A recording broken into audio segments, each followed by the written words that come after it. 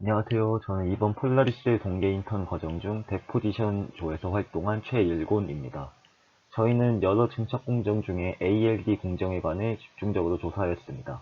그 이유는 무어의 법칙 확장 한계에 따라 소자의 미세화가 어려워지는 상황에서 증착 공정은 어떤 방향으로 개발되어야 할지를 생각해 봤을 때 원자층 수준으로 두께를 조절할 수 있고 우수한 균일도를 가진 막을 증착할 수 있는 ALD 공정이 가장 적합할 것이라 생각했습니다.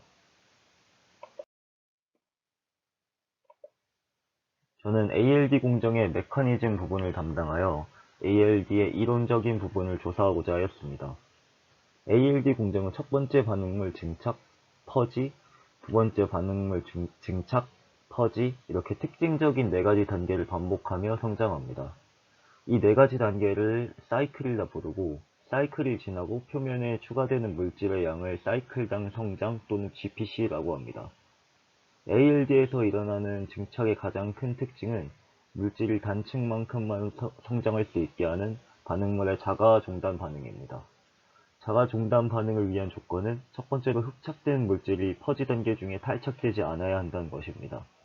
즉, 비가역적인 흡착을 위해 강한 인력이 필요하기 때문에 ALD 공정에서 흡착의 종류는 화학적 흡착에 제한됩니다. 하지만 비가역적인 흡착이 ALD 성장이 일어나기 위한 충분한 조건은 아닙니다. 그 이유는 비가역적 흡착은 지속적이고 비포화적일 수 있기 때문입니다. 결론적으로 ALD에서 자가종단 반응이라는 특징을 활용하려면 비가역적인 포화 흡착이 일어나야 합니다. 화학적 흡착의 메커니즘은 주로 세 가지로 분류됩니다. 첫 번째로 리간드 교환 반응을 보면 반응물 분자의 리간드가 표면에서 분리됩니다. 리간드가 표면의 일부 원자와 결합하여 휘발성의 화합물을 결합하게 되고 이는 반응 부산물로서 배출됩니다. 그리고 분자의 남은 부분이 표면과 화학적 흡착을 하여 특정 화학종을 형성하게 됩니다. 두 번째로 해리 반응에서는 반응물 분자가 표면에서 반응성을 가지는 두 부위로 분리되고 그 후 리간드 교환 반응과 비슷하게 진행됩니다. 세 번째로 연계 반응에서는 반응물 분자가 표면의 반응성 부위에서 배위 결합을 형성하고 리간드의 방출 없이 화학적 흡착합니다. 이러한 반응이 일어날 때 흡착되는 리간드의 양과 흡착되는 금속의 양, 표면과 반응하는 리간드의 양 간에 간단한 질량 균형식이 적용됩니다. ALD의 자기종결적 반응에서 표면에서 흡착되는 화학종의 포화 상태를 유발하는 요인이 두 가지가 있습니다.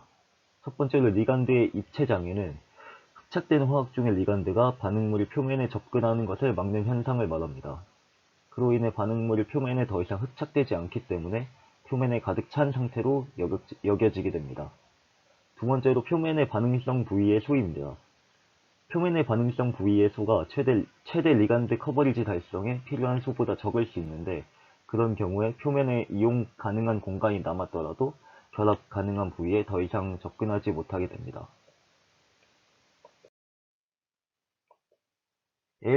ALD는 저온에서 양질의 막을 증착할 수 있고 막의 두께를 균일하고 정밀하게 조절할 수 있다는 장점이 있지만 매우 느린 증착 속도를 가진다는 점과 주로 진공에서 공정이 진행된다는 단점이 있습니다. 이를 극복하기 위해 가장 각광받고 있는 접근 방법이 스페이셜 ALD, 즉 SALD 방식입니다. SALD는 시간이 아니라 공간으로 반응물을 분리하는 것으로 구성됩니다. SALD에서 서로 다른 반응물들은 불활성 기체 영역 사이에서 지속적으로 공급됩니다. 막은 불활성 가스 영역을 가로질러 하나의 반응물 영역에서 다른 반응물 영역으로 기판을 노출시킴으로써 성장합니다. SALD의 순서를 보면 먼저 첫 번째 금속 반응물이 표면과 반응하여 단층을 형성하고 반응하지 않은 반응물은 불활성 영역에서 휩쓸려 제거됩니다. 그 후 두 번째 반응물이 이전의 단층과 반응하여 물질층을 형성합니다. 마지막으로 불활성 영역을 가로질러 다시 첫 번째 반응물 영역으로 돌아오면서 과도한 반응물과 반응 부산물이 제거됩니다. 이러한 방식은 더 빠른 증착 속도를 가진다는 점뿐만 아니라 반응물 영역이 매우 작기 때문에 더 작게 설계할 수 있고 롤투롤 공정과 쉽게 호환된다는 장점이 있습니다. 이번 인턴 과정을 수행하면서 혼자 했다면 힘들었을 과제를 팀을 이루어 해결함으로써 팀워크의 중요함을 알 수 있었습니다. 팀워크에서 중요한 것은 맡은 일을 전문적이고 책임감 있게 하는 것뿐만 아니라 팀원의 일을 이해하는 것이라고 느꼈습니다. 또한 이번 기회를 통해 증착 과정 중 ALD 공정에 대해 깊고 자세하게 알아볼 수 있었던 시간이 되었습니다. 이번 인턴 과정 중에 가장 잘했다고 생각하는 조는 6조이고 두 번째로 잘했다고 생각하는 조는 5조입니다.